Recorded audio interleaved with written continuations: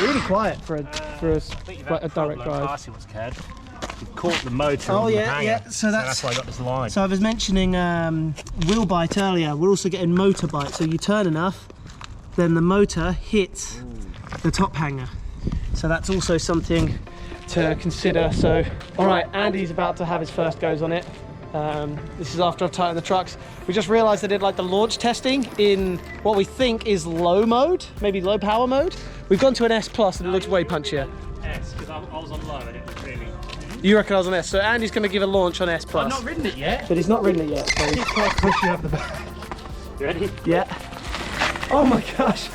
Yeah, that's punchier. Okay, he says he didn't even go full. It's got, I've been saying all along, it's got some power in it. It's got some power in it.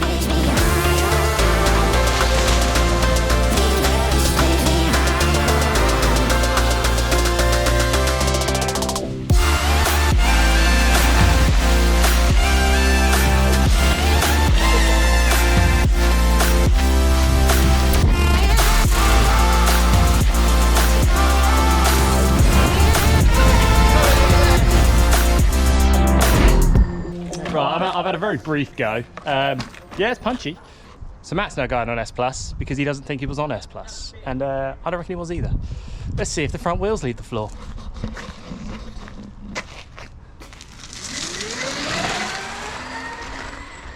And he's gone. Yeah, it's definitely got a punch off the line. It's definitely lacking the top speed compared to what I'm used to, but you make up for that in the brute force off the line. So we need to find a steep hill. Fairly steep hill that we've got. Fairly steep, long grass hill climb. So you gotta think of traction. Just trying to have not too much of a run up. Doesn't seem too bad. I mean, that's fine. I mean, if you had the grip, that would drag me up there. No worries, I feel. What do you think? I'm not sure if I was on S Plus or not. Let's give it another one. It can only take me 2 or 3 to find the maximal punch. Wheel spin. Yeah, some wheel spin there. So we had a little bit of wheel spin. That's because the power, we're putting all our weight on the front foot. Of course, that lifts the back wheels up a little bit if you like, and then you lose a bit of traction. But you got to do that to not wheelie out, which is cool.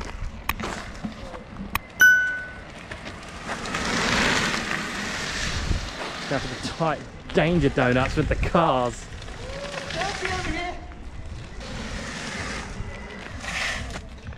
I still feel like there's more to get on the starter. I mean, we haven't done much and they're not even warm. More to get on the start. Yeah, but I'm just scared. 3, 2, 1. A little bit of traction lost. It is punchy on the start. I've said it already and I'll say it again. I think with more time on it and getting more comfortable, there is more to get out of it for sure. It's a pretty rad board, I think a few small changes and it becomes from like a really good board to a really great board, you know? Yeah. That's my 2 cents. So my thoughts on the board. Let's start with the top down. So the remote, it's okay. I think that's pretty much all I can say about it. I do prefer a trigger myself, but it took me quite a while to find a comfortable position to hold it. So I'm kind of holding finger on the top, but I'm inconsistent about getting my thumb in the right place to be able to use the wheel as much as I'd like. I have to keep like readjusting my thumb on it, but hey, a remote's a remote and it works, and you can change that out, I'm sure, if you wanted to. Moving down to the board then, so certainly at first it was super twitchy, but that's because I hadn't adjusted the trucks, so that's completely on me. Once I'd adjusted the trucks, actually the board really came alive.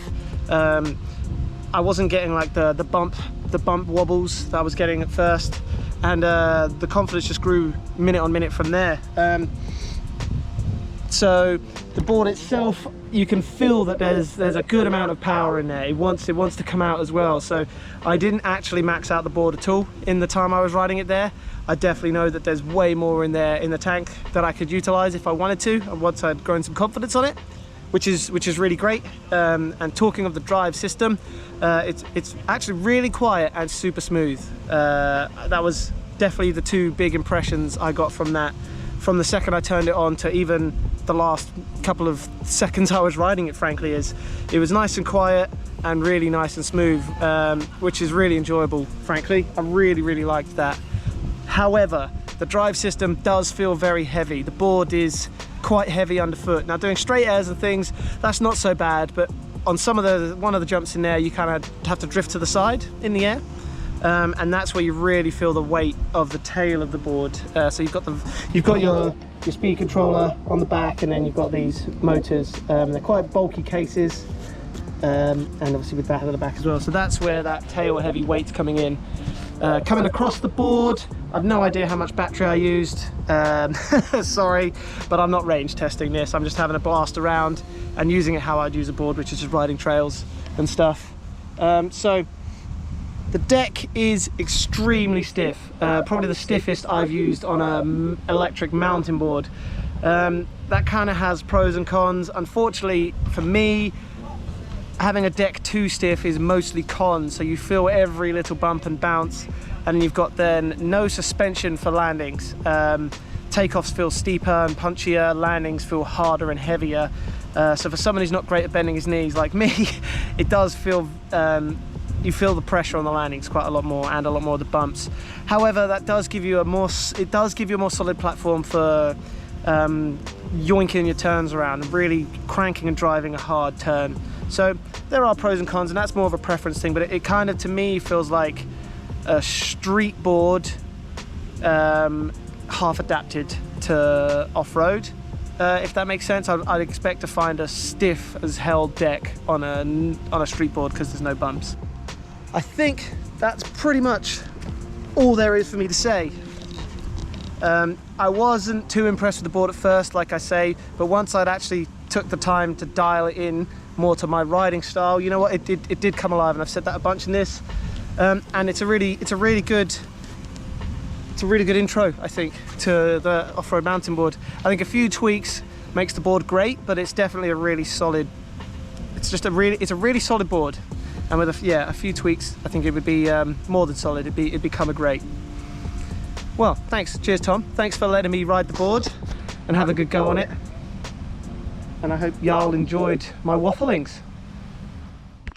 So I hope you've enjoyed that video. Like I said in the beginning of this video was all about getting true, honest opinion of the board the whole time. I think it's a really great feedback. So there's a huge amount of power there, excellent build quality, but there's some small tweaks, as I said in my unboxing, to make this board an absolute winner in the scene. Just a couple little tweaks, maybe changing the screws underneath to make it nice and flush, so got a bit more clearance, and maybe adjusting the motor mounts just slightly so you got a bit more clearance so you haven't got any motor bite on the board. Other than that, this board is an absolute 10. In my opinion, one of the best mountain boards you can get for your money now, absolutely destroying the scene.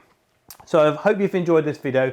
Comment, would you like me to do another video on the Ace deck, kind of my own opinion when I'm feeling a bit better and I'm more healed up? Or are you happy with the content as it stands? Please drop your comment below. I'm really interested to see if you want me to do another video on the Ace deck. But I'll say thank you so much for watching. Subscribe for more content. Content comes out on a weekly basis, and I'll see you on the next one. Peace.